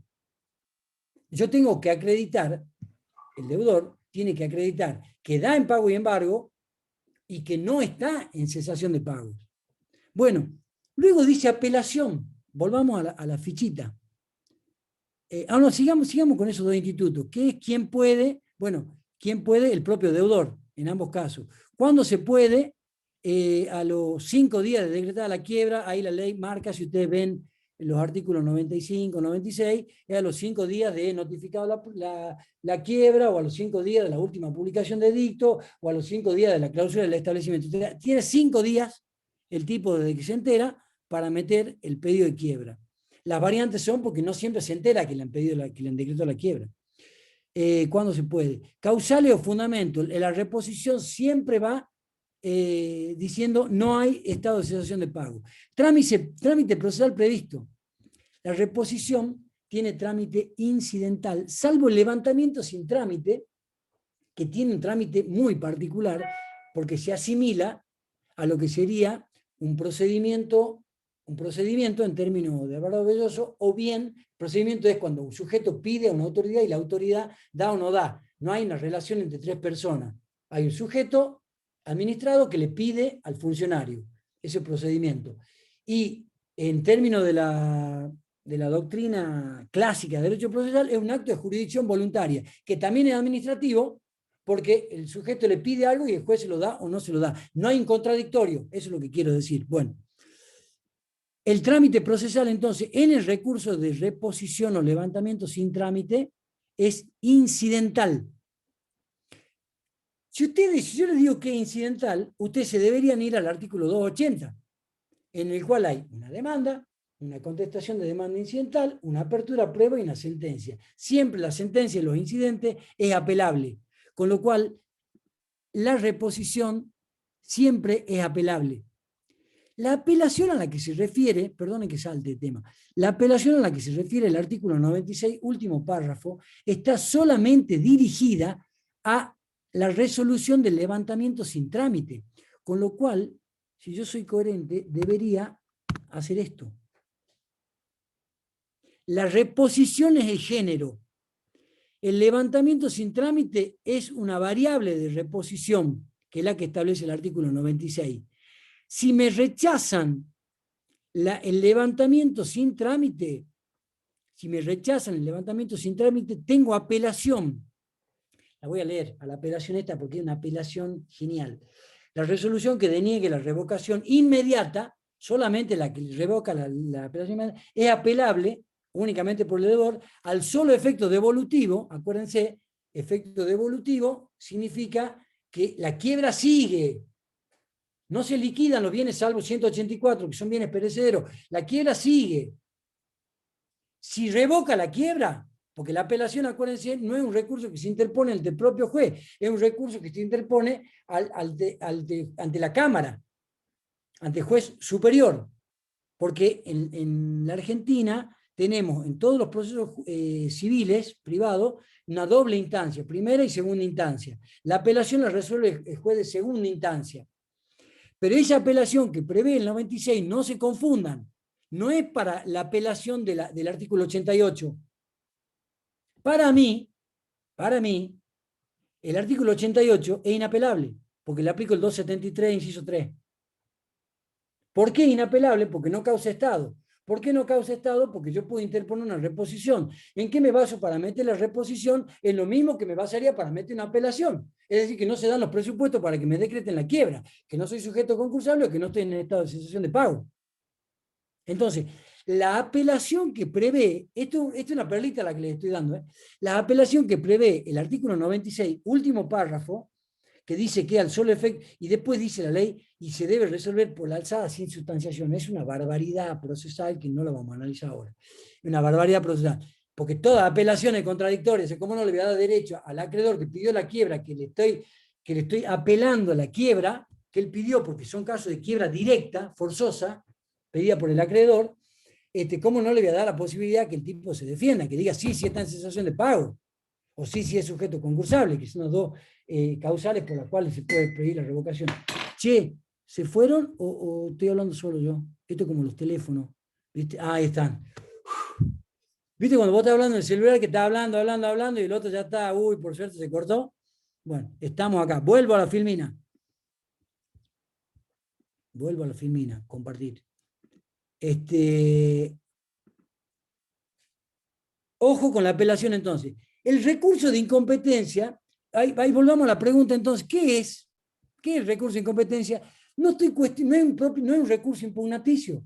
No estoy tratando de impugnar o rever la decisión de quiebra. La quiebra sigue adelante. Artículos 100 y 101. Lo único que estoy diciendo, este juez no es competente.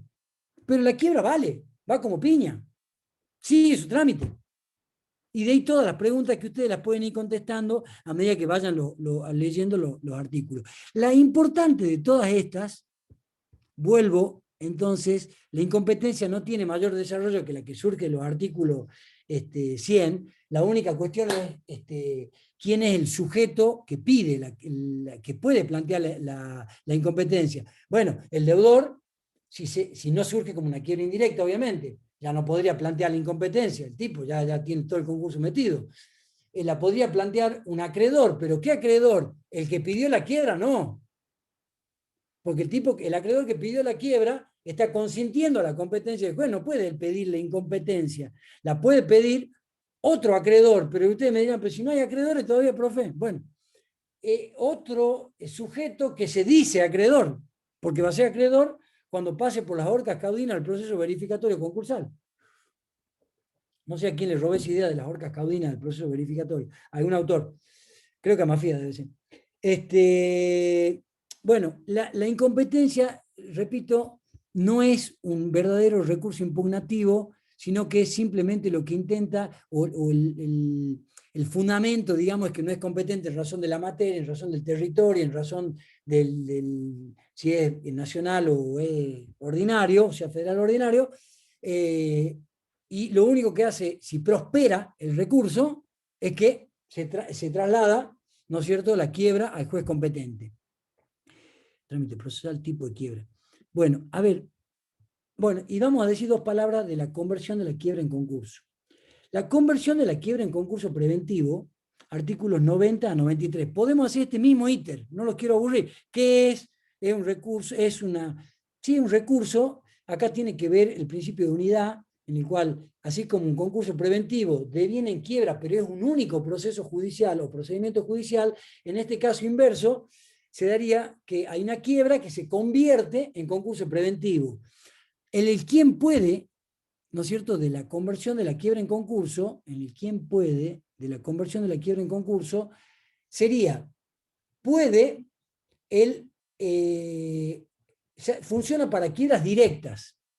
Por lógica uno tendría que pensar, el acreedor me pide la quiebra, yo me defiendo como puedo, el juez decreta la quiebra y yo pido la conversión de la quiebra en concurso preventivo, artículo 90. Ningún problema. La pregunta es, ¿lo puede pedir el deudor que pidió su propia quiebra? La lógica indicaría que no, porque ¿cómo voy a pedir mi propia quiebra y después voy a pedir la conversión de la quiebra en concurso preventivo? Suena a chicana procesal. Sin embargo, hay un caso famoso, que lo nombran todos los autores, que es el caso Pujol, en el cual se sentó la doctrina, ¿no es cierto?, que no es obligatorio para los jueces, pero bueno, se sentó la doctrina de que el deudor que pide su propia quiebra está dentro de la quiebra directa, con lo cual puede pedir la conversión de la quiebra en concurso, con lo cual ahí se puede prestar un juego, que algo hablamos el otro día en alguna clase. También el artículo 90, y acá sí me detengo en un juego de la conversión de quiénes son los sujetos que pueden pedir la conversión de la quiebra en concurso. Ya sabemos que son, en el caso de quiebra directa, no hay conversión de la quiebra en concurso preventivo en el caso de quiebra indirecta, porque si no esto sería un Moebius. ¿Conocen lo que es la cinta Moebius? Ya todo vuelve de nuevo. Yo pido la quiebra, después pido la conversión de la quiebra en concurso preventivo, después no. Si ya tenés un concurso preventivo, no podés pedir la conversión, ni tampoco podés pedir la conversión. ¿Te acordás el artículo ese del 31 y el 59? No podés pedir la conversión de la quiebra en concurso si estás dentro de un periodo de inhibición, porque desististe y tenía un pedido de quiebra pendiente, o porque se dictó la resolución de cumplimiento del concordato.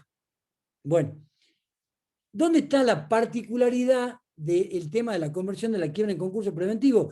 En el deudor excluido, porque la ley utiliza un sistema muy complejo, si ustedes lo tienen a mano, dice, deudores comprendidos, están el deudor que surge de la quiebra directa, con esta discusión si es directa, forzosa o voluntaria, suponete que vayan las dos, deudor comprendido, también puede usar este recurso el socio ilimitadamente responsable. Por eso era importante, volvamos a esta primera filmina, ¿para qué sirve determinar si la quiebra fue dictada como indirecta, directa o dependiente?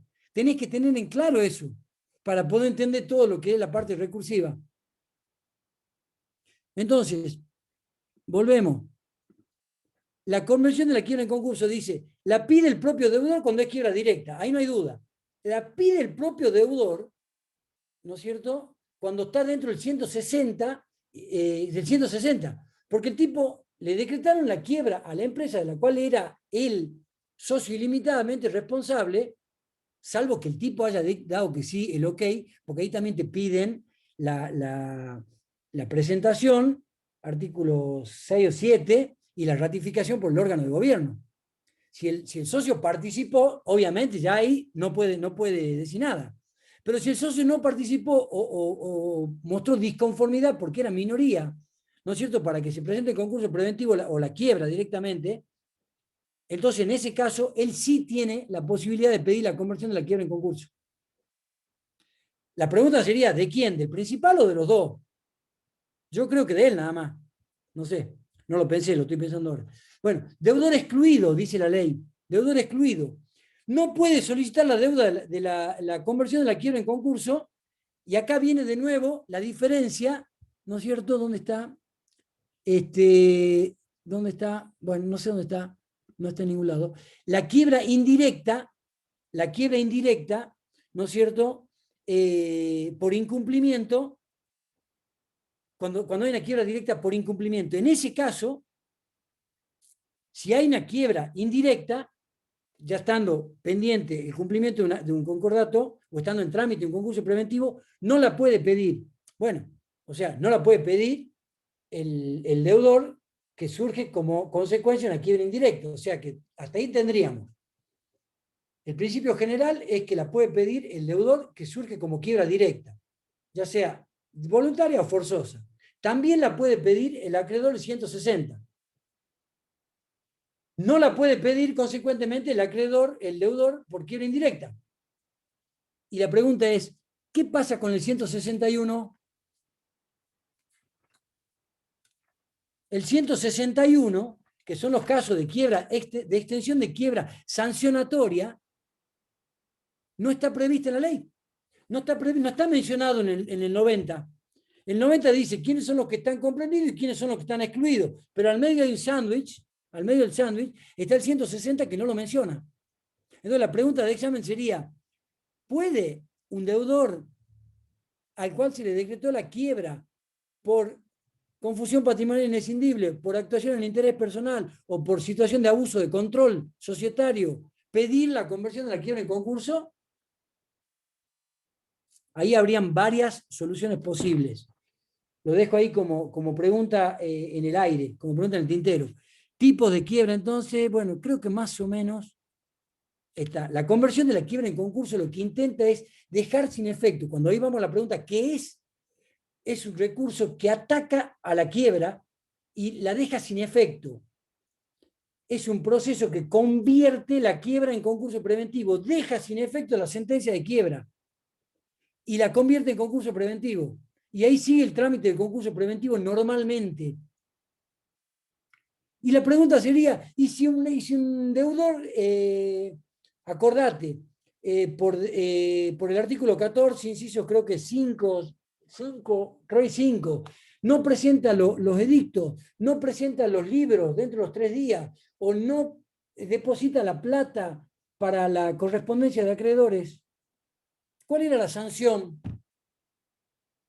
Muchos de ustedes deben estar pensando, sí, profe, el desistimiento. Bien, el desistimiento. Bueno, y si hay desistimiento, ¿qué pasa con la conversión de la quiebra en concurso preventivo desistida?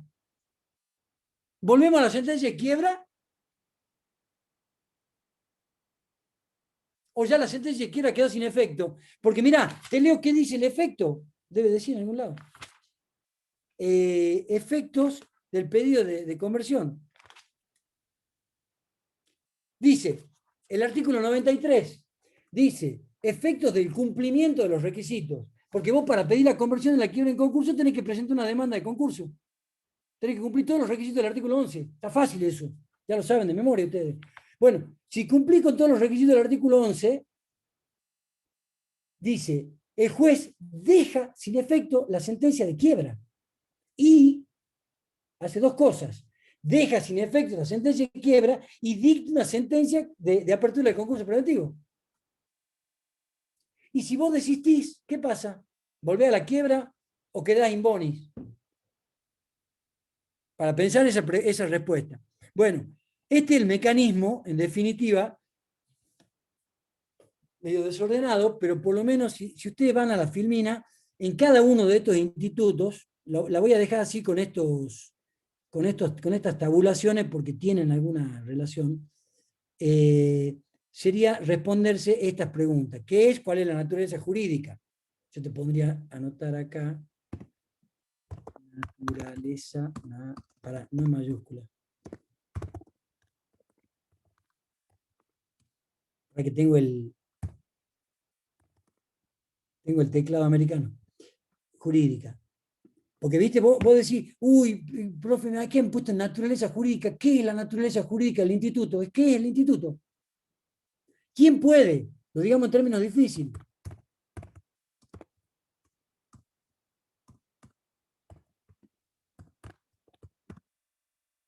¿Quién está legitimado procesalmente para iniciar la acción? ¿Cuándo puede? Esto responde a la pregunta plazos procesales. Tremendo plazo, hay que extender todos los plazos procesales. Bueno, causales está claro. Trámite procesal previsto. Lo que venimos viendo, todos los recursos, casi todos tienen el 280. O sea, trámite incidental. Todos los que vimos tienen o trámite incidental o el específico. ¿Cuál es el específico? La conversión.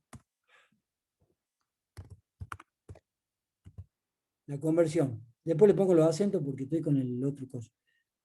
Tipos de quiebra. Acá me faltó un... Bueno, no sé dónde está el coso. En el teclado americano. ¿Ustedes me ven lo que yo estoy haciendo? Sí, tipo de quiebra. Ahí está. Tipo de quiebra. Listo. Tipo de quiebra. Y ahí viene. Si quiebra directa, indirecta, dependiente. Pero a su vez, dentro de cada una de ellas hay que hacer una distinción. Acá en esta, sobre todo, hay que hacer la distinción. Bla, bla, bla, bla, bla. No sé si se entendió algo de lo que hablamos, de lo que dijimos. Hasta acá sería la clase. Y vamos a terminar, porque así me lo proponía la filmina que yo usé de base, me decía cita importante, ¿viste? La última. Entonces, la cita importante es non quebrarum largum vivirum. Un pretor romano desconocido. Pero bueno, sabrán ustedes que esto es un chiste porque yo no sé, no sé latín, así que vamos a eliminar eso para después mandarle la filmina. Dejo de compartir filmina, nos volvemos a ver los rostros y no sé si se entendió algo. Jimena, Dagum, ¿se entendió algo? ¿Mazo? Yo sé que son mecanismos, o sea, estamos todo el tiempo tratando de ponernos en la cabeza de ustedes. ¿Qué hago Profesor, yo? Sí, ya te doy la pregunta. ¿Qué hago yo desde mi rol de profesor para que vos, al momento de estudiar la materia, puedas tener más elementos? Por un lado, yo te motivo, teóricamente, y por eso hago todo lo que hago, todo lo que hacemos, ¿no? Algún día vamos a aparecer disfrazados de payaso para que ustedes nos den bolilla. Bueno, esa es la parte motivacional. Ahora, la parte técnica dura, ¿no es cierto? Yo creo que por lo menos con esto de la filmina estamos dando elementos para que el momento de estudiar tenga algún punto de referencia y entienda de que todo está conectado. El artículo 1 con el 78, el 79, el artículo 64 con el 253. O sea, la ley de concurso no son compartimentos estancos, no se lee cronológicamente. Por eso a mí es difícil leer por primera vez el derecho concursal de una ley exegética. Agarrar los ruillón sin haber visto una sola materia. Agarrar los ruillón. Mirá, dice cualquier artículo, te agarro. Levantamiento sin trámite. Bueno, una variante, recurso de reposición, que tiene así un cosito. O sea, ¿cómo haces para entender todo? Recurso, te da 3 párrafos. El recurso de reposición te da... Entonces, pero no porque Ruillón no sepa, Ruillón es un genio. Lo escuché, lo leí, es un genio el tipo. O sea, un genio sabe una banda de derecho concursal, sabe 10 veces más que yo, por lo menos, pero la ley exegética, cuando vos la agarrás así de una, es muy jodido, muy complicado, porque no es secuencial. Y además las leyes, por eso es que los abogados, por suerte, vivimos. Son de difícil interpretación, o sea, hay que articular institutos. Quédense con esa idea, quédense con la posibilidad de que siempre está una cosa vinculada con la otra, y sobre todo con el derecho privado. Por eso yo siempre digo, tienen que estudiar con un diccionario jurídico en la mano, si quieren estudiar en serio la materia, porque es muy complicada si no. O sea, es fácil y es difícil. Es fácil si vos la lees rápido y querés aprobar con 4, es fácil. No, pero si el derecho concursal, como dijo alguien hace poco, somos contadores, dijo, sí, tiene que ver. Somos contadores, pero no quiere decir que no sepamos. Tenemos que entender cuál es la complejidad del problema. Ahora, vos me decís, léete un balance, yo te voy a decir, pero si lee el balance, yo lo único que hago es leo el activo corriente, el activo no corriente, y ahí me doy cuenta si el tipo tiene guita o no tiene guita. Bueno, pues soy un burro si digo eso. O sea, el balance tiene una complejidad que mi cabeza no la puede entender, aunque me pusiera a estudiar hoy de nuevo ciencia económica. Porque la cabeza que vos tenés a los 20 y pico de años no la tenés a los 50 y pico, 56 en el caso mío. El de Osorio, ¿qué diccionario jurídico sugieren? Yo el de Osorio, soy fanático de Osorio. Bueno, alguien me iba a hacer una pregunta, eso lo leí en un chat, dice, ¿qué diccionario? El de Manuel Osorio es muy bueno. ¿Alguien quería hacer una pregunta? No, yo quería decir con respecto a si el concursado solicita la conversión de la quiebra en concurso, usted me decía qué pasaba si desiste. Yo lo estuve pensando y considero que se podría pedir una nueva quiebra, porque ahí ya se aplican las normas del concurso preventivo. Se desiste y sería declarar una nueva quiebra. No, pará, pero se desiste, pero ¿quién declara la nueva quiebra? ¿Ante un pedido de un acreedor o ahí nomás el mismo juez? No, para mí otro acreedor. Ah, bueno, sí. Es una respuesta posible, tiene peso. ¿No hay actividad esta semana, profesor, de nada? Vos siempre tenés que... Estoy sin Está teléfono. buenísimo que preguntes un montón, Marcela, pero estamos Estoy sin de tema de contenido. ¿Hay algún otro alumno que tenga alguna duda?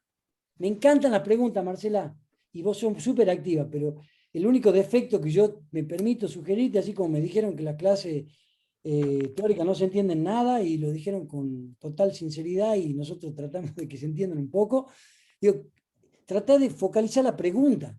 O sea, se está hablando de esto, tenés que preguntarle esto. Perdón, Disculpe, no tomé a mal. profe, disculpe una Dale, pregunta. En dale. caso, por ejemplo, una entidad deportiva, un club deportivo, ¿puede o no De pelota. convertir? No sé, la verdad, ya ni me acuerdo. Lo sacamos del programa eso. Tiene una legislación especial, Mm. en el cual todos los clubes, las entidades deportivas, como se supe, es la famosa ley Racing, como tienen toda una finalidad, no tienen fines de lucro, que si yo, tienen una finalidad social, no quiebran, digamos, sino se les designa un órgano de contralor. Ahora, tu pregunta es, un órgano de contralor para liquidar el pasivo, es un proceso de liquidación especial que hay, en el cual, en definitiva, no se le termina liquidando nunca los bienes del club. Ahora, tu pregunta es, ¿puede convertir la quiebra en concurso preventivo? Yo entiendo que sí. Sí, Por porque hoy ejemplo, tiene. porque hay algunos casos, por ejemplo, lo del PSG, el Paris Saint-Germain, que había convertido, que viene un inversor tipo árabe o Manchester City, por eso, Claro, acordate que son legislaciones diferentes, ¿no? diferentes, claro. Pero no importa, está súper buena. No sabía que el PSG se había quebrado el concurso. Vos se lo que 2011. agarrar esa quiebra, hermano. ¿Sabes qué? No doy más clase en mi vida. Agarro esa quiebra y chao. Entiendo que sí. Es un estado permanente el que tienen las entidades deportivas. Es una situación, una ley especial, sí, no habría motivo para excluirlo porque no está excluido de la ley. No estaría Pero excluido. lo que pasa es que tienen un régimen especial, y podríamos decir que es un estado latente permanente, porque son años, como dijo Pedro, la ley Racing. O sea, entran en un estado de liquidación, por decir entre paréntesis o entre comillas, y ahí persisten a través del tiempo, o sea, con un Suspenden por 10 control. años. Acá en Salta, Juventud Antoniana entró en eso, y Gimnasia y Tiro también entró en Gimnasia y el Tiro. fideicomiso. los dos. Central Norte no, porque no tiene bienes, pobre. Entonces, No, mentira, pobre cuervo, lo tengo acá cerquita. Otra pregunta de contenido. Profe, Mande. en la quiebra pedido por acreedor, el Quiebra. trámite, el acreedor debe probar tres cosas fundamentalmente, Sí. ¿sí? ¿Qué documentación lleva para probar que el deudor está en cesación de pago? Es el problema que le planteé el otro día, los hechos negativos, porque ¿cómo hago yo para probar que un tipo no está en cesación de pago? ¿Cómo hago yo para probar de que yo no era el que estaba con la amante? ¿No es cierto? ¿Cómo hago para probar cómo hace usted para probar que el plomero ese día no estaba en su casa? ¿Se acuerdan? Nuestro primer encuentro fue a raíz del plomero este que nos desconcentraba, que hoy también me desconcentra. Bueno, es muy difícil. Ahora, contestando sin chiste, y yo te diría, pues le podés meter un gnosis. ¿Saben lo que es el gnosis? Es un sistema informático en el cual te dice cuál es la situación del tipo. Le podés meter un listado que sacas del Banco Central de los cheques rechazados. Le podés meter un juicio millonario con sentencia firme en contra que el tipo no pagó dentro de los 5 días de condenado. Le podés meter un listado de juicios que tiene 500 juicios en contra. O sea, te tenés que dar maña. Te tenés que dar maña para probar ese hecho negativo. Pero es documental. Lo único que yo te digo es documental. Vos tenés que mostrarle papelitos al juez. Los jueces hacen tres cosas al momento de fallar. Miran, escuchan y razonan.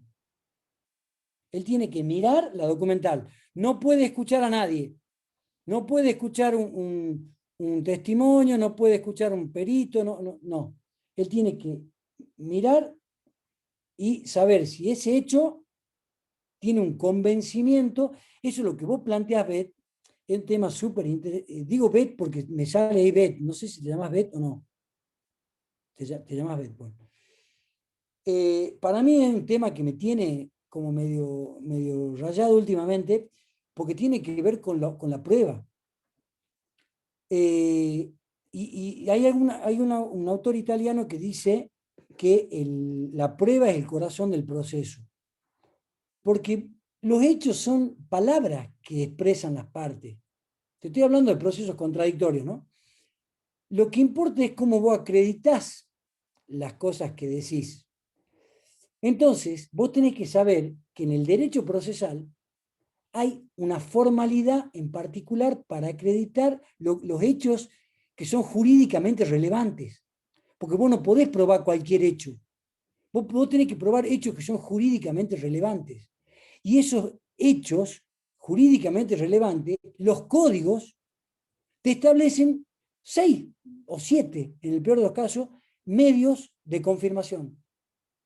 Documental, instrumental, informativa, absolución, reconocimiento y testimonial.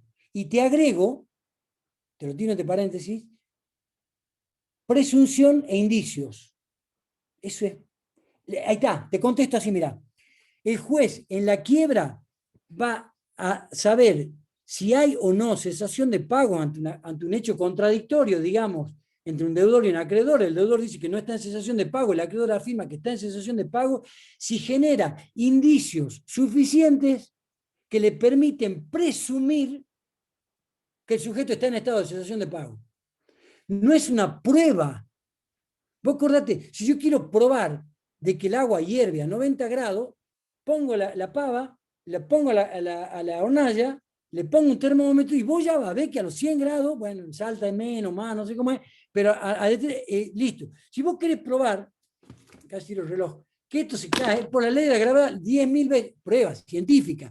En derecho no hay, salvo una prueba pericial científica, que una medio de prueba, en realidad todos son presunciones, indicios, generás convicción en el juez, pero no hay certezas. Por eso es tan apasionante este tema.